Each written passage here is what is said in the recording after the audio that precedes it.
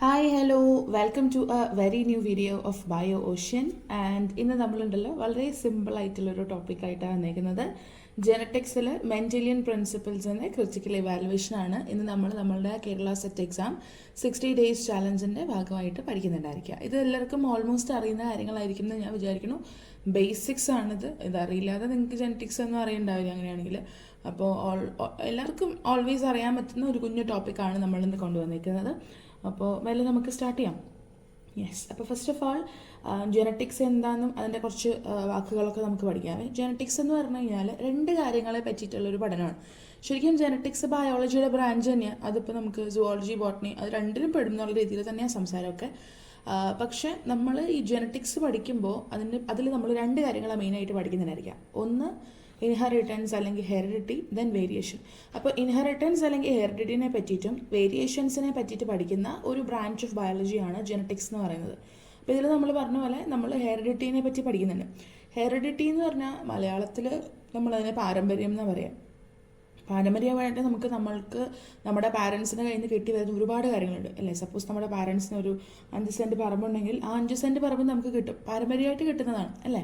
പക്ഷേ ഇവിടെ ഈ ഒരു കോൺസെപ്റ്റിനകത്ത് നമ്മളുടെ പാരൻസിൻ്റെ കയ്യിൽ നിന്ന് ഫിസിക്കലി ജനറ്റിക്കലി കിട്ടുന്ന കുറേ കാര്യങ്ങൾ, അതിനെയാണ് ഹെറിഡിറ്റി കൊണ്ടിട്ട് ഉദ്ദേശിക്കുക. നമ്മളെ സംബന്ധിച്ചിടത്തോളം നമ്മളെ നോക്കിക്കഴിഞ്ഞാൽ, ഇപ്പോൾ മനുഷ്യന്മാരെ നോക്കിക്കഴിഞ്ഞാൽ അവർക്ക് അവരുടെ പാരൻസുമായിട്ട് ഒരു അല്പമെങ്കിലും സിമിലാരിറ്റീസ് ഉണ്ടായിരിക്കും, ഒരു കൈൻഡ് ഓഫ് റിസംബ്ലൻസ് ഉണ്ടായിരിക്കും. അപ്പോൾ കുഞ്ഞുങ്ങൾക്ക് പാരൻസിനെ റിസംബിൾ ചെയ്യാനുള്ള ഒരു ടെൻഡൻസിനെയാണ് നമ്മൾ ഹെറിഡിറ്റി എന്ന് പറഞ്ഞിട്ട് വിളിക്കുക. ഈ റിസംബ്ലൻസിന് കാരണം പാരൻസിൻ്റെ കയ്യിൽ നിന്ന് എന്തൊക്കെയോ കുറച്ച് കാര്യങ്ങൾ നമ്മൾക്ക് കിട്ടിയിട്ടുള്ളത് കൊണ്ടിട്ടല്ലേ. അപ്പോൾ അങ്ങനെ പാരൻസിൻ്റെ കയ്യിലുള്ള ക്യാരക്ടറിസ്റ്റിക്സ് നമ്മളിലേക്ക് പാസ് ചെയ്ത് വന്ന ആ ഒരു പ്രോസസ്സ്, അതിനെയാണ് ഇൻഹെറിറ്റൻസ് എന്ന് വിളിക്കുക. പലപ്പോഴും ഈ ഹെറിഡിറ്റിയും ഇൻഹെറിറ്റൻസും ഒക്കെ നമ്മൾക്ക് കൺഫ്യൂഷൻ ഉണ്ടാക്കുന്ന ടോപ്പിക്സ് ആണ്. അപ്പോൾ ഞാൻ അതിന് വ്യക്തമായിട്ടൊരു ഡെഫിനേഷൻ എഴുതി വെച്ചിട്ടുണ്ട്. ഹെറിഡിറ്റി എന്ന് പറഞ്ഞു കഴിഞ്ഞാൽ നമ്മൾക്ക് പാരൻസുമായിട്ടുള്ള റിസംബ്ലൻസ്. ഈ റിസംബ്ലൻസ് കിട്ടാനുള്ളൊരു കാരണം എന്ന് വെച്ച് കഴിഞ്ഞാൽ നമ്മളിലേക്ക് അവരിൽ നിന്ന് പാസ് ചെയ്ത് വന്നിട്ടുള്ള കുറേ ക്യാരക്ടറിസ്റ്റിക്സ് ആണ് അല്ലേ. അപ്പോൾ ആ ക്യാരക്ടറിസ്റ്റിക്സ് പാസ് ചെയ്യുന്ന പ്രോസസ്സിനെയാണ് ഇൻഹെറിറ്റൻസ് എന്ന് പറഞ്ഞിട്ട് വിളിക്കുന്നുണ്ടായിരിക്കുക. ഇനി വേരിയേഷൻ എന്ന് പറഞ്ഞു കഴിഞ്ഞാൽ നമ്മൾ ആരും നമ്മളുടെ പാരൻസിൻ്റെ പോലെ അത്രയും അങ്ങോട്ട് എക്സാക്റ്റ് ഫോട്ടോ കോപ്പീസ് എടുത്ത് വെച്ചേക്കുന്ന പോലെ ഒന്നും അല്ല ഇരിക്കുന്നത്. നമ്മൾക്കും നമ്മളുടെ പാരൻസും തമ്മിൽ ഒരുപാട് വ്യത്യാസങ്ങളുണ്ട് അല്ലേ. അപ്പോൾ ആ വ്യത്യാസങ്ങളെയാണ് നമ്മൾ വേരിയേഷൻ എന്ന് പറഞ്ഞിട്ട് വിളിക്കുക. സെക്ഷുവലി റീപ്രൊഡ്യൂസ് ചെയ്യുന്ന ജീവികളിലെല്ലാം തന്നെ നമ്മൾക്ക് എന്ത് കാണാൻ സാധിക്കും? ഈ വേരിയേഷൻസ് കാണാനായിട്ട് സാധിക്കും. പിടികിട്ടിയോ? ആൻഡ് ഈ പറഞ്ഞ പോലെ ഈ മെൻ്റലിൻ്റെയൊക്കെ ഒരു കാലഘട്ടത്തിൽ വേരിയേഷൻ്റെ ഒരു കാരണം എന്താണെന്നൊക്കെ ഉള്ളതൊന്നും ഒരു വ്യക്തമായിട്ടുള്ളൊരു ധാരണയൊന്നും ഉണ്ടായിരുന്നില്ല. പക്ഷേ വേരിയേഷൻ ഉണ്ടെന്നുള്ളത് എന്തായാലും മെൻ്റൽ മനസ്സിലാക്കിയിട്ടുണ്ടായിരുന്നു എന്ന് വേണം പറയാൻ. ഇനി മെൻ്റൽ ആരാണെന്നും മെൻ്റലിനെ കുറിച്ചിട്ടുള്ള കുറച്ച് കാര്യങ്ങളും കൂടെ നമുക്ക് പഠിക്കണം. അപ്പോൾ നമ്മൾക്ക് പഠിക്കാനുള്ളത് ഗ്രിഗർ ജൊഹാൻ മെൻ്റൽ എന്ന് പറഞ്ഞിട്ടുള്ള ഒരു സയൻറ്റിസ്റ്റിനെ പറ്റിയിട്ടാണ്. അദ്ദേഹമാണ് ജെനറ്റിക്സ് അല്ലെങ്കിൽ ജനിതക ശാസ്ത്രത്തിൻ്റെ പിതാവ്. അദ്ദേഹം പീ പ്ലാന്റ്സ് അല്ലെങ്കിൽ പിസം സറ്റൈവത്തിൽ ചെയ്തിട്ടുണ്ടായിരുന്ന കുറച്ച് എക്സ്പെരിമെൻറ്റ്സ് ആണ്. അദ്ദേഹത്തിൻ്റെ 7 വർഷങ്ങളോളം അദ്ദേഹം എടുത്തിട്ട് ചെയ്ത എക്സ്പെരിമെൻറ്റ്സിൻ്റെ ഭാഗമായിട്ടാണ് നമ്മളിപ്പോൾ കാണുന്ന പല ക്രോസുകളും നിയമങ്ങളൊക്കെ നമ്മൾ പഠിച്ചിട്ടുള്ളത്. അപ്പോൾ അദ്ദേഹം പീ പ്ലാന്റിലാണ്, ഗാർഡൻ പീ എന്ന് പറഞ്ഞ പയറുചെടിയിലാണ് അദ്ദേഹം 7 വർഷം എക്സ്പെരിമെൻറ്റ് ചെയ്തിട്ടുണ്ടായിരുന്നത്. ആൻഡ് ഈ ഗാർഡൻ പീൻ്റെ സയൻറ്റിഫിക് നെയിം വരുന്നത് പിസം സറ്റൈവം എന്നാണ്. ഈ പിസം സറ്റൈവത്തിൽ ചെയ്തിട്ടുള്ള എക്സ്പെരിമെൻറ്റ്സിൻ്റെ റിസൾട്ടുകളെല്ലാം ക്രോസുകളുടെ രൂപത്തിലും പിന്നെ ഒരു 3 നിയമങ്ങളുടെയൊക്കെ രൂപത്തിലാണ് അദ്ദേഹം പബ്ലിഷ് ചെയ്തത്. പക്ഷെ പബ്ലിഷ് ചെയ്ത സമയത്ത് അത് ആരും അക്സെപ്റ്റ് ചെയ്തില്ലെന്ന് വേണം പറയാൻ. എല്ലാവരും റിജക്റ്റ് ചെയ്തു. അങ്ങനെ മനസ്സിന് പ്രയാസമായി, അങ്ങനെ ഇതൊന്നും അക്സെപ്റ്റ് ചെയ്തില്ലല്ലോ എന്നുള്ള വിഷമത്തിലാണ് അയാൾ മരിക്കുന്നത്. പിന്നീട് ഒരു 3 സയൻറ്റിസ്റ്റുമാർ വന്നു, കാൾ കൊറൻസ്, ഹ്യൂഗോ ഡെവ്രിസും എറിക് വോൺ ഷെമാക്കും. ഇങ്ങനെ 3 പേര് വന്നിട്ടാണ് മെൻ്റലിൻ്റെ ആ ഒരു വർക്ക് അവർ വീണ്ടും ചെയ്ത് അത് തെളിയിച്ചെടുത്തത്. അങ്ങനെ അവർ തെളിയിച്ചു കഴിഞ്ഞപ്പോഴത്തേക്കുമാണ് നമ്മളിപ്പോൾ കാണുന്ന രീതിയിൽ മെൻ്റലിൻ്റെ ഇത്രയധികം ഒരു വൈഡായിട്ടുള്ള അക്സെപ്റ്റൻസും കാര്യങ്ങളൊക്കെ കിട്ടി തുടങ്ങിയതെന്ന് വേണം പറയാനായിട്ട്. അപ്പോൾ എനിവേ നമ്മൾ ജനിതക ശാസ്ത്രത്തിൻ്റെ പിതാവായിട്ട് ഇപ്പോഴും പറയുന്നത് ആര് തന്നെയാണ്? മെൻ്റലിൽ തന്നെ. കാരണം അദ്ദേഹത്തിൻ്റെ ഈ ഒരു എക്സ്റ്റെൻസീവ് ആയിട്ടുള്ള വർക്ക് കാരണം. ഓക്കെ,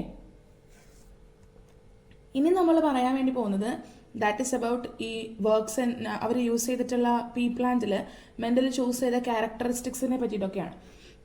മെൻ്റൽ ചൂസ് ചെയ്തത് പയറുചെടിയിലെ 7 ക്യാരക്ടറിസ്റ്റിക്സ് ആണ്. ആ 7 ക്യാരക്ടേഴ്സാണ് ഞാൻ അവിടെ നമ്പർ ഇട്ട് എഴുതി വെച്ചിരിക്കുന്നത്. ഓരോ ക്യാരക്ടറിനും 2 കോൺട്രാസ്റ്റിംഗ് ആയിട്ടുള്ള ട്രൈറ്റ്സ് ഉണ്ടായിരുന്നു. ഇപ്പോൾ സപ്പോസ് ഉയരം എടുത്താൽ അത് ഒന്നുമില്ലെങ്കിൽ ഉയരം കൂടിയൊരു ചെടിയായിരിക്കും, അല്ലെങ്കിൽ ഉയരം കുറഞ്ഞൊരു ചെടിയായിരിക്കും. ഇതിൻ്റെ ഇടയ്ക്ക് മീഡിയം ഹൈറ്റിലെ ചെടി അങ്ങനെയൊന്നുമില്ല. എല്ലാത്തിനും 2 ഓപ്ഷൻസാണ് അദ്ദേഹത്തിന് ഉണ്ടായിരുന്നത്. അപ്പോൾ സ്റ്റെം ഹൈറ്റ്, ഫ്ലവർ കളർ, ഫ്ലവറിൻ്റെ position, pod shape, pod colour, seed shape, seed colour, ഇങ്ങനെ 7 ക്യാരക്ടേഴ്സാണ് അദ്ദേഹം എടുത്തത്. അതിൽ സ്റ്റെമ്മിൻ്റെ ഹൈറ്റ് എന്ന് പറയുന്നത് ടോളും ഡ്വാർഫും ഉണ്ടായിരുന്നു. ഫ്ലവർ കളർ വയലറ്റും വൈറ്റും ഉണ്ടായിരുന്നു. ഫ്ലവർ പൊസിഷൻ ആക്സിയലും ടെർമിനൽ ഉണ്ടായിരുന്നു. ആക്സിയൽ എന്ന് പറഞ്ഞാൽ തണ്ടുകൾക്ക് ഇടയിൽ വരുന്നതും ടെർമിനൽ എന്ന് പറഞ്ഞാൽ തണ്ടിൻ്റെ അറ്റത്ത് വരുന്നതും. ടെർമിനൽ വന്നു കഴിഞ്ഞാൽ, ടെർമിനലായിട്ടൊരു പൂ വന്നു കഴിഞ്ഞാൽ പിന്നീട് ആ തണ്ട് വളരില്ല. പിടികിട്ടിയോ? ഇനി പോഡ് ഷേപ്പ് എന്ന് പറഞ്ഞു കഴിഞ്ഞാൽ ആ പയറുചട്ടിയുടെ ആ തോടുണ്ടല്ലോ, അതിനെയാണ് നമ്മൾ പോഡ് എന്ന് വിളിക്കുക. അത് വീർത്തിരിക്കുന്നതാണ് ഇൻഫ്ലേറ്റഡ്. ചുളുങ്ങി ഇങ്ങനെ ഒരു പേട്ട് പോലെ ഇരിക്കുന്നതാണ് കൺസ്ട്രക്റ്റഡ് എന്ന് പറയുന്നത്. Then pod colour green or yellow. Then seed shape round and wrinkled. Seed colour yellow and green. ഇത് നിങ്ങൾ കാണാതെ അറിയാതെ പഠിച്ചു വെച്ചിരിക്കണം. മീൻസ് കാണാതെ പറയാനുള്ള രീതിയിൽ പഠിച്ചു വെച്ചേക്കണം. ക്യാരക്ടറിസ്റ്റിക്സും അതുപോലെ തന്നെ അതിൻ്റെ കോൺട്രാസ്റ്റിംഗ് ആയിട്ടുള്ള ട്രേറ്റ്സും. കേട്ടോ? ഓക്കെ. അപ്പോൾ ഇന്ന് നമ്മൾ മെയിനായിട്ടുള്ള കാര്യത്തിലേക്ക് പോവാം. കുറച്ച് വാക്കുകൾ നമുക്കിവിടെ പരിചയപ്പെടാനുണ്ട്. മോണോ ഹൈബ്രിഡ് ക്രോസും ഡൈ ഹൈബ്രിഡ് ക്രോസും. മോണോ എന്ന് വെച്ചാൽ ആ വാക്ക് കേൾക്കുമ്പോൾ തന്നെ അറിയാൻ പറ്റും, ദാറ്റ് മീൻസ് 1 അല്ലേ? അപ്പോൾ ഏതെങ്കിലും ഒരു ക്യാരക്ടർ അല്ലെങ്കിൽ ഒരു പെയർ ഓഫ് കോൺട്രാസ്റ്റിംഗ് ട്രേറ്റ്സ് എടുത്തിട്ട് പഠിക്കുന്നതിനെയാണ് നമ്മൾ മോണോ ഹൈബ്രിഡ് ക്രോസ് എന്ന് വിളിക്കുക. പയറുചെടിയിൽ ഒരുപാട് ക്യാരക്ടറിസ്റ്റിക്സ് ഉണ്ടായിരിക്കും. അതിൽ ഏതെങ്കിലും ഒരെണ്ണം, ഇപ്പോൾ നമ്മൾ കണ്ട കഴിഞ്ഞത്തിൽ ഏതെങ്കിലും ഒരെണ്ണം അങ്ങനെ എടുത്ത് പഠിക്കുന്നതിനെയാണ് മോണോ ഹൈബ്രിഡ് എന്ന് വിളിക്കുക. ഇനി ഡൈ ഹൈബ്രിഡ് എന്ന് പറഞ്ഞാൽ നമ്മൾ കണ്ട 7 ഏതെങ്കിലും 2 എടുത്ത് പഠിക്കുന്നു. ഡൈ ഹൈബ്രിഡ് എന്ന് പറഞ്ഞാൽ ഡൈ മീൻസ് 2 എന്നല്ലേ. അപ്പോൾ അങ്ങനെ ഏതെങ്കിലും 2 ക്യാരക്ടറിസ്റ്റിക്സോ അല്ലെങ്കിൽ 2 പെയർ ഓഫ് കോൺട്രാസ്റ്റിംഗ് ട്രേറ്റ്സോ എടുത്ത് പഠിക്കുന്നതിനെയാണ് നമ്മൾ ഡൈ ഹൈബ്രിഡ് ക്രോസ് എന്ന് പറഞ്ഞിട്ട് വിളിക്കുക. അപ്പോൾ ഇവിടെ നമ്മൾ ഈ 2 ക്രോസുകളെ പറ്റിയിട്ടും പഠിക്കും. അതിൽ നിന്നിട്ടുള്ള മെൻഡലിൻ്റെ ലോനെ പറ്റിയിട്ട് നമ്മൾ പഠിക്കും. ഓക്കെ അല്ലേ? ഇനി നമ്മൾ പഠിക്കാൻ വേണ്ടി പോകുന്നത് മെയിൻ ആയിട്ടുള്ള സംഭവം, എന്തുകൊണ്ടാണ് മെൻഡൽ ഈ പയറുചെടീനെ അദ്ദേഹത്തിൻ്റെ എക്സ്പെരിമെൻറ്റുകൾ ചെയ്യാൻ വേണ്ടി സെലക്ട് ചെയ്യാനുണ്ടായ കാരണം. അപ്പോൾ ഒന്നാമത്തെ പോയിന്റ് എന്ന് പറഞ്ഞു കഴിഞ്ഞാൽ, ഇവർക്ക് നമ്മൾ ചെറിയ ക്ലാസ്സുകളിൽ പഠിച്ചിട്ടുള്ളൊരു കാര്യമാണ് ക്രോസ് പോളിനേഷൻ. അതും നമ്മൾക്കായിട്ട് കൃത്രിമമായിട്ട് ഈ ക്രോസ് പോളിനേഷൻ ചെയ്യാനായിട്ട് പറ്റും ചില ചെടികളിൽ. അപ്പോൾ അത് സക്സസ്ഫുൾ ആവുകയും ചെയ്യും. ആൻഡ് ചില ചെടികളിൽ അത് സക്സസ്ഫുൾ ആവില്ല. അപ്പോൾ ആർട്ടിഫിഷ്യലായിട്ട് കൃത്രിമമായിട്ട് ക്രോസ് പോളിനേഷൻ ഈസി ആയിട്ട് ചെയ്യാൻ പറ്റുന്നൊരു ചെടിയായിരുന്നു ഈ പയറുചെടി എന്ന് പറയുന്നത്. അതാണ് ഒന്നാമത്തെ കാരണം. രണ്ടാമത്തെ കാരണം, അദ്ദേഹത്തിന് നല്ലപോലെ വ്യത്യാസം തിരിച്ചറിയാൻ പറ്റുന്ന രീതിയിലുള്ള ഒരുപാട് കോൺട്രാസ്റ്റിംഗ് ട്രേറ്റ്സുകൾ ഇതിൽ നിന്ന് കണ്ടെത്താനായിട്ട് സാധിച്ചു. ഇപ്പോൾ കണ്ടില്ലേ നമ്മൾ കോൺട്രാസ്റ്റിംഗ് ട്രേറ്റ്സ് ഒരു 14 അദ്ദേഹം കണ്ടെത്തിയിരിക്കുന്നത്, അതുപോലെ കണ്ടെത്താൻ സാധിച്ചു. ഇനി അത് മാത്രമല്ല, ഈ പയറുചെടി എന്ന് പറഞ്ഞു കഴിഞ്ഞാൽ പെട്ടെന്ന് തന്നെ അതിൻ്റെ ലൈഫ് തരും എന്ന് പറഞ്ഞാൽ, നമ്മളൊരു പയറുചെടി നട്ടു, അത് പെട്ടെന്ന് തന്നെ പൂവിടുന്നു, പെട്ടെന്ന് തന്നെ അതിന് പയറുണ്ടാവുന്നു, പയർ മുളപ്പിച്ച് അടുത്ത ജനറേഷൻ അതിലും പെട്ടെന്ന് ഉണ്ടാവും. അപ്പോൾ ഇതെല്ലാം വളരെ പെട്ടെന്ന് നടക്കുന്നത് കൊണ്ട് തന്നെ ഈ ഒരു പയറുചെടിയുടെ ലൈഫ് സൈക്കിൾ എന്ന് പറയുന്നത് വളരെ ഷോർട്ടായിരുന്നു. അപ്പോൾ പെട്ടെന്ന് റിസൾട്ടുകൾ കിട്ടാൻ വേണ്ടിയിട്ടാണ് അദ്ദേഹം പയറുചെടീനെ സെലക്ട് ചെയ്തത്. ലാസ്റ്റ് വൺ ഒരുപാട് ഓഫ് സ്പ്രിങ്സിനെയും പ്രൊഡ്യൂസ് ചെയ്യും, ഒരുപാട് കുഞ്ഞുങ്ങളെയും എന്ത് ചെയ്യുന്നുണ്ട്, പ്രൊഡ്യൂസ് ചെയ്യുന്നുണ്ട്. പിടികിട്ടിയോ? ഇതൊക്കെ കൊണ്ടിട്ടാണ് പയറുചെടീനെ മെന്റൽ സെലക്ട് ചെയ്യാനുണ്ടായ കാരണം. ഇനി നമ്മൾ നോക്കാൻ വേണ്ടി പോകുന്നത് മോണോ ഹൈബ്രിഡ് ക്രോസ് ആണ്. ഇവിടെ നമ്മൾ എടുത്തേക്കുന്ന ആ ഒരു ക്യാരക്ടർ എന്ന് പറയുന്നത് ദാറ്റ് ഇസ് ഹൈറ്റ്. ഹൈറ്റിനകത്ത് 2 കാര്യങ്ങളാണുള്ളത്, ടോളും ഡ്വാർഫും. ടോളിനെ സൂചിപ്പിക്കാൻ വേണ്ടിയിട്ട് നമ്മൾ 2 ലെറ്ററുള്ള ഒരു സിമ്പിളാണ് ഇടുന്നത്. ക്യാപിറ്റൽ ടി എന്നിട്ടു. ഡ്വാർഫിനെ സൂചിപ്പിക്കാൻ സ്മോൾ ടി എന്നിട്ടു. ആൻഡ് ഗാമേറ്റ്സ് എന്ന് പറയുമ്പോൾ നമ്മൾക്ക് എന്തുണ്ടോ അതിൻ്റെ പകുതി മാത്രം ക്രോമസോമുകൾ അല്ലെങ്കിൽ പകുതി മാത്രം അമൗണ്ട് ഉള്ളതിനെയാണ് നമ്മൾ ഗാമേറ്റ്സ് എന്ന് പറഞ്ഞിട്ട് വിളിക്കുക അല്ലേ. അപ്പോൾ ഇവിടെ ടോളിനെ സംബന്ധിക്കുന്നത് 2 ക്യാപിറ്റൽ ടീകളാണ്. അതിൻ്റെ പകുതി എന്ന് പറഞ്ഞാൽ ഒരു ടി അല്ലേ, അതുകൊണ്ടാണ് നമ്മൾ ഒരു ടീനെ ഗാമേറ്റ് ആയിട്ട് എടുത്തത്. സിമിലർലി 2 സ്മോൾ ടീയിൽ പകുതി എന്ന് പറയുമ്പോൾ ഒരു സ്മോൾ ടി, അങ്ങനെയാണ് ഒരു സ്മോൾ ടീനെ നമ്മൾ ഗാമേറ്റ് ആയിട്ട് എടുത്തത്. ക്യാപിറ്റൽ ടിയും സ്മോൾ ടിയും കൂടെ ഫ്യൂസ് ചെയ്തിട്ട് ക്യാപിറ്റൽ ടി സ്മോൾ ടി എന്ന് പറഞ്ഞിട്ടുള്ള ഫസ്റ്റ് ജനറേഷൻ നമ്മൾക്ക് കിട്ടി. അതിൻ്റെ പേരാണ് നമ്മൾ അടുത്തത് നോക്കാൻ വേണ്ടി പോകുന്നത്. 2 ക്യാപിറ്റൽ ലെറ്റേഴ്സ് വന്നാൽ അതിനർത്ഥം ഈ ക്യാപിറ്റൽ ലെറ്റർ ഉള്ളത് എന്തോ ഒരല്പം പവർ കൂടിയ സാധനമാണ് എന്നുള്ള മീനിങ് ആണ്. നിങ്ങളിപ്പോൾ അങ്ങനെ മനസ്സിലാക്കൂ. അപ്പോൾ ടോളിന് ഒരല്പം പവർ കൂടുതലാണ്. അപ്പോൾ 2 ക്യാപിറ്റൽ ടി വന്നാലും ഒരു ക്യാപിറ്റൽ ടി വന്നാലും പവർ കൂടിയത് എന്ന് ഉദ്ദേശിക്കുന്നത് അവിടെ എന്താണോ അത് തന്നെയായിരിക്കും അതിൻ്റെ പേര് വരിക. അപ്പോൾ ഇവിടെ പവർ കൂടിയത് ആരാണ്? ടോളാണ്. 2 ക്യാപിറ്റൽ ടി വന്നുകൊണ്ട് അത് ടോളാണ്. അപ്പോൾ ഒരു ക്യാപിറ്റൽ ടി വന്നാലും അത് തന്നെയായിരിക്കും, ടോൾ തന്നെയായിരിക്കും. അതുകൊണ്ടാണ് ക്യാപിറ്റൽ ടി സ്മോൾ ടി എന്ന് കിട്ടിയിട്ട് നമ്മൾ അതിനെ ടോൾ എന്ന് പറഞ്ഞിട്ട് എഴുതി വെച്ചേക്കുന്നത്. ക്ലിയർ അല്ലേ? ഇനി ഇപ്പോൾ ഈ F1 ജനറേഷനിൽ നമുക്ക് കിട്ടിയിട്ടുള്ള ചെടിയെ നമ്മൾ എന്ത് ചെയ്യാൻ വേണ്ടി പോവാണ്? സെൽഫ് പോളിനേഷൻ ചെയ്യാൻ വേണ്ടി പോവാണ്. അതിൻ്റെ തന്നെ പൂമ്പൊടി എടുത്ത് അതിൽ തന്നെ പരാഗണം നടത്താൻ വേണ്ടിയിട്ട് പോവാണ്. അപ്പോൾ നോക്കിയേ, capital T small T cross capital T small T എന്ന് കിട്ടും. ആൻഡ് ഈ ക്യാപിറ്റൽ ടി സ്മോൾ ടി എന്ന് പറഞ്ഞ ചെടിക്ക് നമുക്കിനി ഗാമേറ്റ്സ് കണ്ടുപിടിക്കണം. നമ്മൾ നേരത്തെ എന്താ ചെയ്തത്? 2 സെയിം ലെറ്റേഴ്സ് ആയതുകൊണ്ട് അതിൻ്റെ പകുതി എന്നുള്ള രീതിയിൽ ഒരു ടി എടുത്തു. പക്ഷേ ഇവിടെ 2 സെയിം ആയിട്ടുള്ള ലെറ്റേഴ്സ് അല്ലല്ലോ, വ്യത്യസ്തമായിട്ടുള്ള ലെറ്റേഴ്സ് അല്ലേ. ഒരെണ്ണം ക്യാപിറ്റൽ ടി ആണെങ്കിൽ ഒരെണ്ണം സ്മോൾ ടി ആണ്. അപ്പോൾ അങ്ങനെ വരുമ്പോഴത്തേക്കും നമ്മൾ എന്താ ചെയ്യുക? നമ്മൾക്ക് ചെയ്യാൻ പറ്റുന്നത് എന്താണെന്ന് വെച്ച് കഴിഞ്ഞാൽ അത് രണ്ടിനെയും വ്യത്യസ്തമായിട്ടുള്ള ഗാമേറ്റ്സ് ആയിട്ട് എടുക്കുക എന്നുള്ളതാണ്. അപ്പോൾ ക്യാപിറ്റൽ ടി ഒരു ഗാമേറ്റ് ആകും, സ്മോൾ ടി ഒരു ഗാമേറ്റ് ആകും. Similarly capital T small T വേറൊരെണ്ണം കൂടി അപ്പുറത്തുണ്ടല്ലോ, അതിനും സെയിം ആയിട്ടുള്ള രീതിയിൽ 2 ഗാമേറ്റ്സ് വരും. ഇനി ഇവിടെ ശ്രദ്ധിക്കേണ്ടത് F2 ജനറേഷൻ ഉണ്ടാക്കുക എന്നുള്ളതാണ്. അതിന് നമുക്ക് ചെയ്യാൻ പറ്റുന്ന ഒരു ട്രിക്കാണ് ഒന്നാമത്തവനും മൂന്നാമത്തവനായിട്ടും ആദ്യം യോജിപ്പിക്കുക. അപ്പോൾ നമുക്ക് എന്ത് കിട്ടും നോക്കിക്കഴിഞ്ഞാൽ മനസ്സിലാവും, capital T that's it all. ഇനി ഒന്നാമത്തവനും നാലാമത്തവനുമായിട്ട് യോജിപ്പിക്കുക. അപ്പോൾ എന്ത് കിട്ടും, ക്യാപിറ്റൽ ടി സ്മോൾ ടി, അതും ടോളാണ്. ഇനി എന്താ കിട്ടുക, രണ്ടാമത്തവനും മൂന്നാമത്തവനായിട്ട് യോജിപ്പിക്കുക. അപ്പോൾ നമുക്ക് സ്മോൾ ടി ക്യാപിറ്റൽ ടി എന്നാണ് കിട്ടുക. പക്ഷെ നമ്മൾ അങ്ങനെ എഴുതില്ല, നമ്മൾ ക്യാപിറ്റൽ ടി തന്നെ ആദ്യം കൊടുക്കുന്നത്, കാരണം അത് പവർഫുൾ ആയതുകൊണ്ട്. അപ്പോൾ നമ്മൾ ക്യാപിറ്റൽ ടി സ്മോൾ ടി എന്ന് എഴുതും, ദാറ്റ്സ് ഓൾസോ ടോൾ. ഇനി രണ്ടാമത്തവനും നാലാമത്തവനായിട്ട് യോജിക്കും. അപ്പോൾ സ്മോൾ ടി അതൊരു ഡ്വാർഫ്. അങ്ങനെ നമുക്ക് മോണോ ഹൈബ്രിഡ് ക്രോസ് ചെയ്ത് കഴിയുമ്പോഴത്തേക്കും 3 ടോളും ഒരു ഡ്വാർഫുമാണ് ഇവിടെ കിട്ടുക അല്ലേ. 3 ടോളും ഡ്വാർഫും ഒരെണ്ണം കിട്ടും അല്ലേ. 4 എണ്ണത്തിൽ 3 എണ്ണം ടോളും ഒരെണ്ണം ഡ്വാർഫുമാണ്. അപ്പോൾ ഇത് നിങ്ങളുടെ മുൻപിൽ 4 ചെടികൾ ഇരിക്കുന്നുണ്ടെങ്കിൽ അതിൽ എത്ര എണ്ണം ടോളാണ് എത്ര എണ്ണം ഡ്വാർഫാണ് എന്നുള്ളത് നിങ്ങൾക്ക് കണ്ട് മനസ്സിലാക്കി എഴുതാൻ സാധിക്കില്ലേ. അപ്പോൾ അതുകൊണ്ട് നമ്മളിതിനെ എന്ത് വിളിക്കും, ഫീനോടൈപ്പ് എന്ന് പറഞ്ഞിട്ട് വിളിക്കും. കണ്ട് മനസ്സിലാക്കാൻ പറ്റുന്ന ഫിസിക്കലായിട്ടുള്ള പ്രസൻസിനെ നമ്മൾ ഫീനോടൈപ്പ് എന്ന് വിളിക്കും. ആൻഡ് 3:1 എന്ന് പറയുന്നത് ഫീനോടൈപ്പ് റേഷ്യോ ആണ്, അല്ലെങ്കിൽ ഫീനോട്ടിപ്പിക് റേഷ്യോ ആണ്. ഇനി നിങ്ങളുടെ തൊട്ട് മുന്നത്തെ പിക്ചറിലോട്ട് തിരിച്ചു വരിക. 3 എണ്ണം അവിടെ ടോൾ ഉണ്ടായിരുന്നു, പക്ഷെ അവരുടെ ജനറ്റിക് കോൺസ്റ്റിറ്റ്യൂഷൻ സെയിം ആണ് എന്ന് വെച്ചാൽ എല്ലാവർക്കും ക്യാപിറ്റൽ ടികൾ 2 എണ്ണം വീതമാണ്? അല്ല, ക്യാപിറ്റൽ ടി ഉള്ളത് ഒരെണ്ണം ഉള്ളൂ. 2 എണ്ണത്തിന് ക്യാപിറ്റൽ ടി സ്മോൾ ടി വന്നിട്ടുണ്ട്, ഒരെണ്ണത്തിന് സ്മോൾ ടി വന്നിട്ടുണ്ട് അല്ലേ. അപ്പോൾ അങ്ങനെ അവരുടെ ജനറ്റിക് കോൺസ്റ്റിറ്റ്യൂഷൻ നോക്കുമ്പോൾ നമുക്ക് പുതിയൊരു ഒരു റേഷ്യോ കിട്ടും, ദാറ്റ് ഈസ് 1:2:1. ഒരു capital T 2 capital T small T, ഒരു സ്മോൾ ടി. അപ്പോൾ റേഷ്യോ വരുന്നത് എന്താണ്, 1:2:1. അപ്പോൾ ഈ ഒരു റേഷ്യോനെ, അവരുടെ ജനറ്റിക് കോൺസ്റ്റിറ്റ്യൂഷൻ നോക്കി എഴുതുന്ന റേഷ്യോനെ നമ്മൾ ജീനോടൈപ്പ് അല്ലെങ്കിൽ ജീനോട്ടിപ്പിക് റേഷ്യോ എന്ന് പറഞ്ഞിട്ട് വിളിക്കും. ഈ റേഷ്യോസ് എന്തായാലും നിർബന്ധമായിട്ട് നിങ്ങളെല്ലാവരും അറിഞ്ഞു വെച്ചേക്കേണ്ട ഒന്ന് തന്നെയാണ് കേട്ടോ.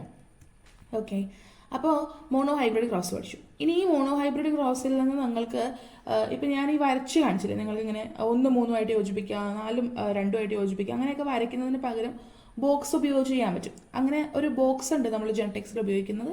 ആ ബോക്സിനെ നമ്മൾ പണ്ണറ്റ് സ്ക്വയർ എന്ന് പറഞ്ഞിട്ട് വിളിക്കും. ഒരു ബ്രിട്ടീഷ് ജെനറ്റിസിസ്റ്റ് ആയിട്ടുള്ള റെജിനാൾഡ് സി പണ്ണറ്റ് എന്ന് പറഞ്ഞൊരു സയൻറ്റിസ്റ്റാണ് ഇത് കണ്ടുപിടിച്ചത്. അപ്പോൾ നമ്മൾ ഈ വരച്ചൊക്കെ എഴുതുന്നതിന് പകരം ബോക്സ് ആക്കിയിട്ട് എളുപ്പത്തിൽ എഴുതാൻ പറ്റുന്ന ഒരു ടെക്നിക്കായിട്ട് അദ്ദേഹം കണ്ടുപിടിച്ചിട്ടുള്ളതാണ്. അപ്പോൾ നമ്മൾ ജെനറ്റിക്സിൽ ഉപയോഗിക്കുന്ന ഈ ഒരു സ്ക്വയറിനെ പണ്ണറ്റ് സ്ക്വയർ എന്ന് വിളിക്കുന്നു. റെജിനാൾഡ് സി പണ്ണറ്റ് ആണ് അത് കണ്ടുപിടിച്ചത് എന്നുള്ളതും കൂടെ നിങ്ങളൊന്ന് അറിഞ്ഞു വെച്ചേക്കുക. പണ്ണറ്റ് സ്ക്വയർ നമ്മൾ അടുത്ത ക്രോസ് പഠിക്കുമ്പോൾ അതിൽ കാണാനായിട്ട് സാധിക്കും കേട്ടോ. ഓക്കെ, ഇനി next one, that is 2 main ആയിട്ടുള്ള ഇതിലെ വാക്കുകൾ ഡൊമിനന്റ് അല്ലിയിലും റെസസീവ് അല്ലിയിലും. ഡൊമിനന്റ് എന്താണെന്ന് ആർക്കെങ്കിലും അറിയാവോ? ഡൊമിനന്റ് എന്ന് പറഞ്ഞു കഴിഞ്ഞാലുണ്ടല്ലോ, ബേസിക്കലി നമ്മളുടെ ചെടിയിൽ എന്ത് ഗുണമാണോ എക്സ്പ്രസ്ഡ് ആകുന്നത് അതിനെയാണ് നമ്മൾ ഡൊമിനന്റ് എന്ന് പറഞ്ഞിട്ട് വിളിക്കുക. പിടികിട്ടിയോ? ഇപ്പോൾ സപ്പോസ് എൻ്റെ അച്ഛനും അമ്മയ്ക്കും, അച്ഛന് സ്ട്രെയിറ്റ് ഹെയറും അമ്മയ്ക്ക് കേളി ഹെയർ ആയിരുന്നു എന്ന് വിചാരിക്കാം. എനിക്ക് കേളി ഹെയർ വന്നു, അപ്പോൾ എൻ്റെ ഉള്ളിൽ എക്സ്പ്രസ്ഡ് ആയിരിക്കുന്നത് കേളിയാണ്. അപ്പോൾ അച്ഛനിലും അമ്മയിലും ഡൊമിനൻ്റ് ആയിട്ടുള്ള ജീൻ ആർക്കായിരുന്നു? ഈ പറഞ്ഞ അമ്മയ്ക്കായിരുന്നു. അപ്പം അങ്ങനെ നമ്മൾക്ക് എക്സ്പ്രസ്ഡ് ആകുന്നതിനെയാണ് നമ്മൾ ഡൊമിനന്റ് എന്ന് പറഞ്ഞിട്ട് വിളിക്കുന്നത്. പിടികിട്ടിയോ? അങ്ങനെ അപ്പോൾ ഇപ്പം നിങ്ങൾ ക്യാപിറ്റൽ ടി സ്മോൾ ടി എന്നുള്ളൊരു കണ്ടീഷൻ കണ്ടു അല്ലേ. സ്മോൾ ടി എന്ന് പറയുന്നത് ഡ്വാർഫിനെ ഡിനോട്ട് ചെയ്യുന്നതും ക്യാപിറ്റൽ ടി ടോളിനെ ഡിനോട്ട് ചെയ്യുന്നതുമാണ്. പക്ഷെ അവിടെ ക്യാപിറ്റൽ ടി ഉള്ളതുകൊണ്ട് നമ്മൾ അതിന് ടോൾ എന്ന് പേര് കൊടുത്തു. കാരണം ക്യാപിറ്റൽ ടി എന്ന് ഉദ്ദേശിക്കുന്നത് ഒരു അല്പം പവർഫുൾ ആയതാണ്. അപ്പോൾ ഓൾവേസ് നമ്മൾ ഡൊമിനന്റിനെ സൂചിപ്പിക്കാൻ വേണ്ടിയിട്ട് ക്യാപിറ്റൽ ലെറ്റേഴ്സ് ആയിരിക്കും ഉപയോഗിക്കുക. ഇനി ഈ ക്യാപിറ്റൽ ലെറ്റേഴ്സ് വരാത്തപ്പോൾ മാത്രം പ്രകടമാകുന്ന അല്ലെങ്കിൽ എക്സ്പ്രസ്ഡ് ആകുന്ന ഒന്നുണ്ട്. ക്യാപിറ്റൽ ലെറ്റേഴ്സ് ഇല്ലെങ്കിൽ മാത്രമേ അവർ എക്സ്പ്രസ്ഡ് ആവുള്ളൂ. ലൈക്ക് സ്മോൾ ടികൾ 2 എണ്ണം വന്നപ്പോഴാണ് ഒരു ഡ്വാർഫായത്. ഒരു ക്യാപിറ്റൽ ടിയും ഒരു സ്മോൾ ടി വന്നപ്പോൾ അത് ഒരിക്കലും ഡ്വാർഫായിട്ടില്ല. എന്ന് വെച്ചാൽ മറ്റൊന്ന് ഇല്ലാത്തപ്പം അല്ലെങ്കിൽ 2 എണ്ണം സെയിം ആയിട്ട് സ്മോൾ ലെറ്റേഴ്സ് വന്നാൽ മാത്രം എക്സ്പ്രസ്ഡ് ആകുന്നത്, അല്ലെങ്കിൽ ഡൊമിനൻ്റ് ആയിട്ടുള്ള ഒന്ന് ഇല്ലാത്തപ്പോൾ മാത്രം എക്സ്പ്രസ്ഡ് ആകുന്നത്, അതിനെയാണ് നമ്മൾ റെസസീവ് എന്ന് പറഞ്ഞിട്ട് വിളിക്കുക. ആൻഡ് സ്മോൾ ലെറ്ററുകൾ യൂസ് ചെയ്തിട്ടാണ് നമ്മളതിനെ റെപ്രസെൻറ്റ് ചെയ്തത്. 2 സ്മോൾ ലെറ്റേഴ്സ് വന്നാലാണ് റെസസീവ് ആയിട്ടുള്ളൊരു ക്യാരക്ടർ പ്രകടമാകുന്നത് കേട്ടോ. ഓക്കെ അല്ലേ? യെസ്. ഇനി ഫാക്ടേഴ്സ്, നിങ്ങൾ കുറച്ച് നേരമായിട്ട് ഈ അല്ലീൽ എന്ന് പറഞ്ഞൊരു വാക്ക് കാണുന്നത്, പക്ഷെ മിസ് അല്ലീലിനെ പറ്റി മിണ്ടിയതേ ഇല്ല. എന്താണ് അല്ലീൽ എന്ന് വിചാരിക്കണ്ടോ അല്ലേ? അല്ലീൽ പഠിക്കുന്നതിന് മുന്നേ നമ്മൾക്ക് എല്ലാവർക്കും അറിയാവുന്നൊരു കാര്യമാണ് ജീൻ അല്ലേ. യൂണിറ്റ് ഓഫ് ഇൻഹെറിറ്റൻസ്, അല്ലെങ്കിൽ ഈ പറഞ്ഞ പോലെ നമ്മുടെ DNA ഒരു ചെറിയൊരു പീസാണ് എന്നൊക്കെ നമുക്ക് പറയാൻ പറ്റും. ആൻഡ് ഈ ജീനാണ് നമ്മളുടെ ശരീരത്തിലുള്ള സകലമാന കാര്യങ്ങളെയും കൺട്രോൾ ചെയ്തത്. നമ്മൾക്കിപ്പോൾ നമ്മുടെ സ്കിന്നിൻ്റെ കളറ്, നമ്മളുടെ മൂക്കിൻ്റെ ഷേപ്പ്, കണ്ണിൻ്റെ കളറ്, മുടിയുടെ കളറ്, എല്ലാത്തിനും കൺട്രോൾ ചെയ്യുന്നത് ജീനുകളാണ്. ഈ ജീനുകൾ എന്ന് പറഞ്ഞാൽ നമ്മൾക്ക് നമ്മുടെ പാരൻസിൻ്റെ കയ്യിൽ നിന്ന് കിട്ടിയിട്ടുള്ളതാണ്. അപ്പോൾ ഈ ജീനുകൾക്ക് നിങ്ങളുടെ ശരീരത്തിൽ 2 രൂപങ്ങളുണ്ടായിരിക്കും. ഒന്ന് നിങ്ങളുടെ അച്ഛൻ്റെ നിന്ന് കിട്ടിയിട്ടുള്ളത്, ഒന്ന് നിങ്ങളുടെ അമ്മയുടെ കയ്യിൽ നിന്ന് കിട്ടിയിട്ടുള്ളത്. സപ്പോസ് നേരത്തെ പറഞ്ഞ പോലെ തന്നെ അച്ഛന് സ്ട്രെയിറ്റ് ഹെയറും അമ്മയുടെ കേളി ഹെയർ ആയിരുന്നു എന്ന് വിചാരിക്കുക. അപ്പോൾ ഹെയറിൻ്റെ ഒരു ഹെയർ എന്ന് പറഞ്ഞിട്ടുള്ള ഒരു ക്യാരക്ടറാണ് അല്ലേ. അപ്പോൾ അതിനെ കൺട്രോൾ ചെയ്യാൻ വേണ്ടി ഒരു ജീനുണ്ട്. ഹെയറിനെ കൺട്രോൾ ചെയ്യാൻ നിങ്ങളുടെ ശരീരത്തിൽ ഒരു ജീനുണ്ട്. പക്ഷെ അതിന് 2 രൂപങ്ങളുണ്ട്. ഒന്ന് സ്ട്രെയിറ്റ് ഹെയർ, അത് അച്ഛൻ്റെ നിന്ന് കിട്ടിയിട്ടുള്ളത്. ഒന്ന് കേളി ഹെയർ, അത് അമ്മയുടെ നിന്ന് കിട്ടിയിട്ടുള്ളത്. ഇത് രണ്ടും നിങ്ങളുടെ ശരീരത്തിലുണ്ടാവും. പക്ഷെ അതിൽ ഒരെണ്ണം മാത്രമാണ് എക്സ്പ്രസ്ഡ് ആവുന്നത് അല്ലേ. അപ്പോൾ അങ്ങനെ ഒരു ജീനിൻ്റെ വ്യത്യസ്തമായിട്ടുള്ള ഫോംസിനെയാണ് നമ്മൾ അല്ലീലുകൾ എന്ന് പറഞ്ഞിട്ട് വിളിക്കുന്നുണ്ടായിരിക്കുക. ഈ ജീൻ എന്ന് പറഞ്ഞുള്ള വാക്കുണ്ടല്ലോ, ഈ അടുത്ത് ഡിസ്കവർ ചെയ്തിട്ടുള്ളതാണ്. പണ്ട് ഈ മെൻ്റലിൻ്റെ കാലഘട്ടത്തിൽ ജീൻ എന്ന് പറഞ്ഞൊരു വാക്കേ ഉണ്ടായിരുന്നില്ല. അദ്ദേഹം ജീൻ എന്നൊന്നുമല്ല വിളിച്ചിരുന്നത്. പാരൻസിന് കയ്യിൽ നിന്ന് കുട്ടിയിലേക്ക് കടന്നു വരുന്ന എന്തെങ്കിലും ഒരു ക്യാരക്ടറിനെ നിയന്ത്രിക്കുന്ന ആ ഒരു കാര്യത്തെ മെൻ്റൽ വിളിച്ചിട്ടുണ്ടായിരുന്നത് ഫാക്ടർ എന്നാണ്. അപ്പോൾ ജീനിന് പകരം പണ്ടുണ്ടായിരുന്ന ഒരു വാക്കാണ് എന്ത്, ഫാക്ടേഴ്സ്. മെൻഡലിയൻ ഫാക്ടേഴ്സ് എന്ന് പറഞ്ഞിട്ട് നമ്മൾ വിളിക്കും. ഇത്രയും പറഞ്ഞ കാര്യങ്ങൾ ക്ലിയർ ആണോ? യെസ്. ഇനി നമ്മൾ അടുത്തത് പഠിക്കാൻ വേണ്ടി പോകുന്നത് that is genotype and phenotype. Miss already ഇത് പറഞ്ഞതാണ്. എന്താണ് ഫീനോടൈപ്പ് എന്ന് പറഞ്ഞാൽ? What is A phenotype? Phenotype എന്ന് പറഞ്ഞാൽ ബേസിക്കലി നമ്മൾക്ക് എക്സ്പ്രസ്ഡ് ആവുന്ന, നമുക്ക് കണ്ട് മനസ്സിലാക്കാൻ പറ്റുന്ന, ഒബ്സർവ് ചെയ്യാൻ പറ്റുന്ന കാര്യങ്ങൾ അല്ലേ, അതിനെയാണ് ഫീനോടൈപ്പ് എന്ന് പറയാം. ഇപ്പം എനിക്ക് കേളി ഹെയർ ആണ്, അതെനിക്ക് കണ്ടാൽ മനസ്സിലാവും, അതെൻ്റെ ഫീനോടൈപ്പാണ്. പക്ഷേ ഈ കേളി ഹെയർ വരാൻ കാരണമായിട്ടുള്ളൊരു ജീനോ അല്ലെങ്കിൽ എന്തൊക്കെയോ എൻ്റെ ശരീരത്തിലുണ്ട് അല്ലേ. അപ്പോൾ കേളി ഹെയറിനെ നിയന്ത്രിക്കുന്ന ആ ഒരു ജനിതകമായിട്ടുള്ള സാധനം, അതിനെയാണ് നമ്മൾ എന്ത് വിളിക്കുക? ജീനോ ടൈപ്പ് എന്ന് പറഞ്ഞിട്ട് വിളിക്കുക. ക്ലിയർ അല്ലേ? യെസ്. ഇനി അടുത്തത് ഹോമോസൈഗസും ഹെറ്ററോസൈഗസും. ഹോമോസൈഗസ് എന്ന് പറഞ്ഞാലില്ലേ, ഒരാൾക്ക് ഒരാളുടെ ശരീരത്തിൽ ഒരു കാര്യത്തിനെ കൺട്രോൾ ചെയ്യുന്ന 2 അല്ലീലുകൾ ഉണ്ടായിരിക്കും അല്ലേ. ഇപ്പം ഹെയർ കളർ ആണെന്നുണ്ടെങ്കിൽ ബ്രൗൺ ഉണ്ടാവും, ബ്ലാക്ക് ഉണ്ടാവും. അല്ലെങ്കിൽ ഹെയറിൻ്റെ ആ ഒരു ഷേപ്പ്, അതിന് നീളമുള്ളതുണ്ടായിരിക്കും, സ്ട്രെയിറ്റ് ഉണ്ടായിരിക്കും, കേളി ഉണ്ടായിരിക്കും. അപ്പോൾ ഒരേപോലെയുള്ള അല്ലീലുകളാണെങ്കിൽ നമ്മൾ അതിനെ ഹോമോസൈഗസ് വിളിക്കും. ഇപ്പോൾ സപ്പോസ് ക്യാപിറ്റൽ ടി ഒരേപോലത്തെ സാധനങ്ങളാണത്. അതിനെയാണ് നമ്മൾ ഹോമോസൈഗസ് എന്ന് പറഞ്ഞിട്ട് വിളിക്കാം. ഇനി വ്യത്യസ്തമായിട്ടുള്ള അല്ലീലുകളാണെങ്കിൽ നമ്മൾ അതിനെ ഹെട്രോസൈഗസ് എന്ന് പറഞ്ഞിട്ട് വിളിക്കും. ഹെട്രോസൈഗസ് എന്ന് പറഞ്ഞു കഴിഞ്ഞാൽ ക്യാപിറ്റൽ ടി സ്മോൾ ടി, അപ്പോൾ ഇത് 2 വ്യത്യസ്തരാണ്. അപ്പം അങ്ങനെയുള്ള കണ്ടീഷനെയാണ് നമ്മൾ എന്ത് വിളിക്കുക? ഹെറ്ററോസൈഗസ് എന്ന് പറഞ്ഞിട്ട് വിളിക്കുക. ക്ലിയർ ആണോ? യെസ്. ഇനി നമ്മൾ ഈ ഒരു ക്രോസ് പഠിച്ചില്ലേ, അതുമായിട്ട് റിലേറ്റ് ചെയ്തിട്ടുള്ള ഒരു ലോ ആണത്. എന്ന് വെച്ചാൽ first law, that is law of dominance. Monohybrid ക്രോസിനെ സംബന്ധിച്ചിട്ടുള്ളൊരു ലോ ആണ്. ഇതിനകത്ത് പറയുന്നത് എന്താണെന്ന് വെച്ച് കഴിഞ്ഞാൽ, പയർചെടിയിലായിക്കോട്ടെ എന്ത് ജീവിയിലായിക്കോട്ടെ ആ ജീവിയിലുള്ള ക്യാരക്ടേഴ്സിനെല്ലാം കൺട്രോൾ ചെയ്യുന്നത് മെൻ്റലിൻ്റെ ഭാഷയിൽ ഫാക്ടേഴ്സാണ് അല്ലേ. നമ്മുടെ ഭാഷയിൽ ഇപ്പം ജീനുകളാണ്. ആൻഡ് അതിൽ ഒരു ഫാക്ടർ ഡൊമിനൻ്റ് ആയിരിക്കും, മറ്റവൻ റെസസീവ് ആയിരിക്കും. ഡൊമിനൻ്റ് ആയിട്ടുള്ളവനായിരിക്കും എക്സ്പ്രസ് ചെയ്യുക, ആൻഡ് റെസസീവ് ആയിട്ടുള്ളവൻ ആക്ച്വലി എന്ത് ചെയ്യപ്പെട്ടിരിക്കുകയാണ്? മാസ്ക് ചെയ്യപ്പെട്ടിരിക്കുകയാണ്. ഈ ഡൊമിനൻ്റ് ആയിട്ടുള്ളവൻ ഉള്ളത് കാരണം മാസ്ക് ചെയ്യപ്പെട്ടിരിക്കുകയാണ്. റെസസീവ് ആയിട്ടുള്ളവൻ എക്സ്പ്രസ്ഡ് ആവണമെങ്കിൽ ഡൊമിനൻ്റ് ഇല്ലാത്ത ഒരവസ്ഥ വരണം. ആൻഡ് ഇത് എക്സ്പ്ലെയിൻ ചെയ്യുന്ന ലോയിനെയാണ് നമ്മൾ ലോ ഓഫ് ഡൊമിനൻസ് എന്ന് പറഞ്ഞിട്ട് വിളിക്കുന്നത്. പിടികിട്ടിയോ? ആൻഡ് മോണോ ഹൈബ്രിഡ് ക്രോസിൽ നിന്ന് മറ്റൊരു ലോ കൂടെ അദ്ദേഹം പറഞ്ഞിട്ടുണ്ട്, ലോ ഓഫ് സെഗ്രിഗേഷൻ.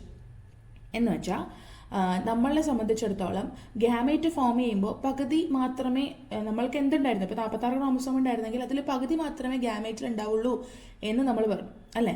മെൻ്റൽ പറയുന്നതെന്ന് വെച്ച് കഴിഞ്ഞാൽ ഒരു പെയർ ഓഫ് ഫാക്ടർ ഉണ്ടായിരുന്നു എന്ന് വിചാരിക്കാം. ആ ഫാക്ടറുകൾ ഗ്യാമേറ്റ് ഫോം ചെയ്യുമ്പോൾ സെപ്പറേറ്റ് ചെയ്യുന്നു.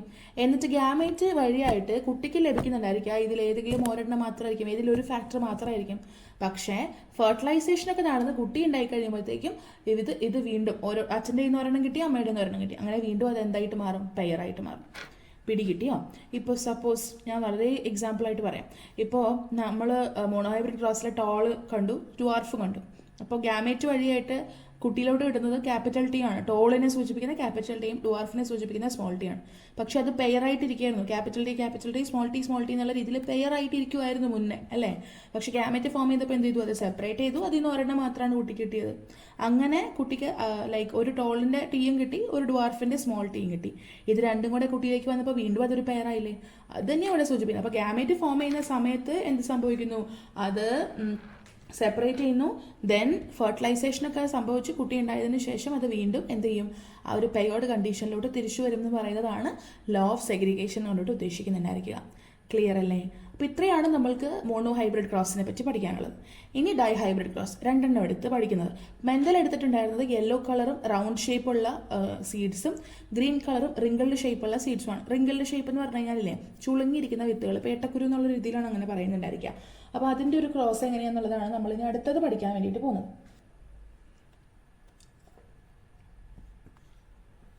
കാണാം നമുക്ക് അങ്ങനെയാണെങ്കിൽ അത്. യെസ്, ഇവിടെ കൊടുത്തേക്കുന്ന പോലെ റൗണ്ടും യെല്ലോയും ആയിട്ടുള്ളൊരു സീഡ് ഉണ്ടായിരുന്നു, റിങ്കിൾഡും ഗ്രീൻ ആയിട്ടുള്ളൊരു സീഡ് ഉണ്ടായിരുന്നു. നമ്മൾ അതിൽ നിന്ന് ഗ്യാമേറ്റ്സിനെ കണ്ടെത്തുന്നു. ഇവിടെ രണ്ട് കാര്യങ്ങളെയാണ് നമ്മൾ എടുത്തേക്കുന്നത് അല്ലെ, റൗണ്ടും ഉണ്ട് യെല്ലോ ഉണ്ട്. അപ്പോൾ റൗണ്ടിനെ സൂചിപ്പിക്കുന്ന ക്യാപിറ്റൽ ആർ എന്ന് ഒരെണ്ണവും യെല്ലോനെ സൂചിപ്പിക്കുന്ന ക്യാപിറ്റൽ വൈ എന്ന് ഒരെണ്ണം കൂടെ ചേർത്തിട്ടാണ് നമ്മൾ ഗ്യാമറ്റ് ഉണ്ടാക്കിയിരിക്കുന്നത്. സിമിലർലി താഴെയും സ്മോൾ ആർ എന്ന് ഒരു ആറും സ്മോൾ വൈ എന്നൊരു വൈയും കൂടെ ചേർത്ത് നമ്മൾ എന്തുണ്ടാക്കി, ക്യാപിറ്റൽ ആർ സ്മോൾ വൈ എന്നൊരു സീഡ് കിട്ടി. ക്യാപിറ്റൽ ആറും ക്യാപിറ്റൽ വൈ വന്നേക്കുന്നത് കൊണ്ട് ആ സീഡ് എന്തായിരിക്കും, റൗണ്ട് യെല്ലോ ആയിരിക്കും. നമ്മൾ ഇനി അതിനെ സെൽഫ് പോളിനേഷൻ ചെയ്ത് കഴിയുമ്പോൾ നമ്മൾക്ക് 4 ഗ്യാമേറ്റുകളാണ് ഒരെണ്ണത്തിന് കിട്ടുന്നുണ്ടായിരിക്കുക. 4 ഗ്യാമേറ്റുകളാണ് capital R capital Y, small R capital Y, capital R small Y. ഇങ്ങനെ നമുക്ക് 4 ഗ്യാമേറ്റ്സ് കിട്ടും. ആ 4 ഗ്യാമേറ്റ്സിനെ നമ്മൾ ഇതുപോലെ ഒരു പണ്ണറ്റ് സ്ക്വയറിലൊക്കെ എഴുതുമ്പോഴത്തേക്കും നമുക്ക് നിങ്ങൾ ഈ കാണുന്ന പോലത്തെ ഒരു സെറ്റപ്പാണ് കിട്ടുക. നിങ്ങൾ ജസ്റ്റ് ഇത്ര മനസ്സിലാക്കിയാൽ മതി. നമ്മൾക്ക് കിട്ടുന്നതിനകത്ത് കുറച്ചൊക്കെ പാരൻസിൻ്റെ പോലെ റൗണ്ട് യെല്ലോയും റിങ്കിൾഡ് ഗ്രീനും ആയിട്ടുള്ള 16 കുഞ്ഞുങ്ങൾ ഇവിടെ ഉണ്ടാവുന്നുണ്ടല്ലോ. അപ്പോൾ അതിനകത്ത് റൗണ്ട് യെല്ലോയും ഉള്ള കുഞ്ഞുങ്ങളുണ്ടാവും, റിങ്കിൾഡ് ഗ്രീൻ ആയിട്ടുള്ള കുഞ്ഞുങ്ങളും ഉണ്ടാവും. പക്ഷേ പാരൻറ്റിൻ്റെ വ്യത്യസ്തമായിട്ടുള്ള, ദാറ്റ് മീൻസ് റൗണ്ട് ഗ്രീൻ ആയിട്ടുള്ളതും റിങ്കിൾഡ് യെല്ലോ ആയിട്ടുള്ള പുതിയ കോമ്പിനേഷനുള്ള കുഞ്ഞുങ്ങളുണ്ടാകും. ആൻഡ് ഇവിടുത്തെ ക്രോസ് പ്രകാരം നമ്മൾക്ക് റൗണ്ട് യെല്ലോ എന്ന് പറയുന്നത് ഒരു 9 എണ്ണം കിട്ടും. ഓക്കെ, റൗണ്ട് ഗ്രീൻ 3 എണ്ണം കിട്ടും, റിങ്കിൾഡ് യെല്ലോ 3 എണ്ണം കിട്ടും, ആൻഡ് റിങ്കിൾഡ് ഗ്രീൻ ഒരെണ്ണം കിട്ടും. ഇങ്ങനെയാണ് നമുക്ക് കിട്ടുന്നുണ്ടായിരിക്കാം. അപ്പോൾ ഇവിടുത്തെ ഫീനോട്ടിപ്പിക് റേഷ്യോ എന്ന് പറയുന്നത് ദാറ്റ് ഈസ് 9:3:3:1.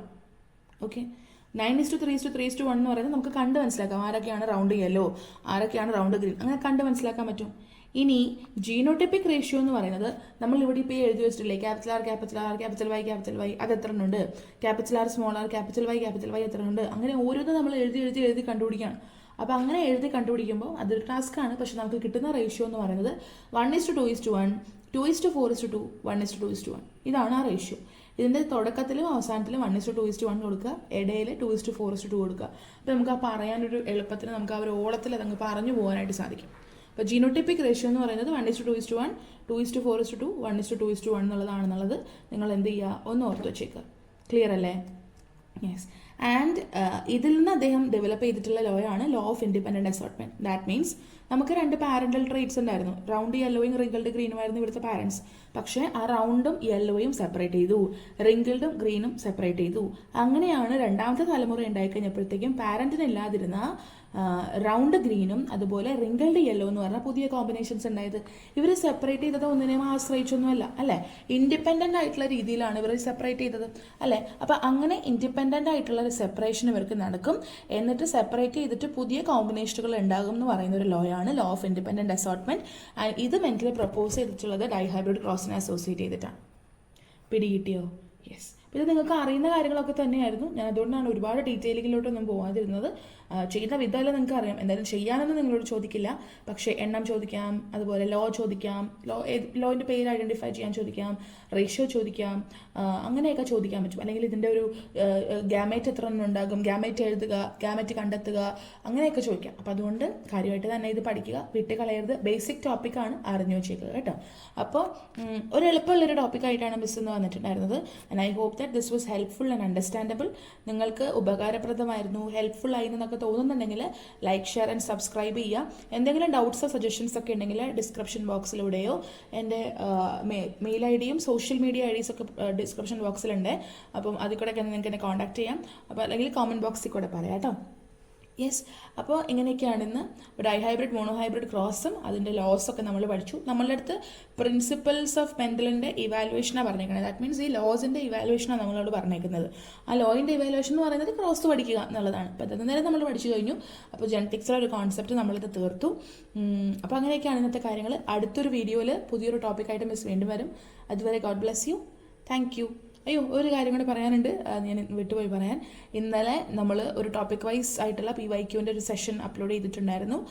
നിങ്ങളെല്ലാവരും ഇത് കണ്ടു നോക്കുക. കണ്ടിട്ടുണ്ടായിരുന്നവരെ എങ്ങനെയാണ് നിങ്ങൾക്ക് ചെയ്യാനൊക്കെ പറ്റിയോ കിട്ടിയോ എന്നൊക്കെയുള്ള ആൻസേഴ്സൊക്കെ കമൻറ്റ് ബോക്സിലൂടെ പറയാം കേട്ടോ. കണ്ടിട്ടില്ലാത്തവർ ജസ്റ്റ് ഒന്ന് ഐ ബട്ടണിൽ ക്ലിക്ക് ചെയ്യുക, അപ്പോൾ നിങ്ങൾക്ക് അത് കാണാനായിട്ട് സാധിക്കും. ഓക്കെ അല്ലേ? അപ്പോൾ അടുത്ത വീഡിയോയിൽ കാണാം. അതുവരെ God bless you. Thank you.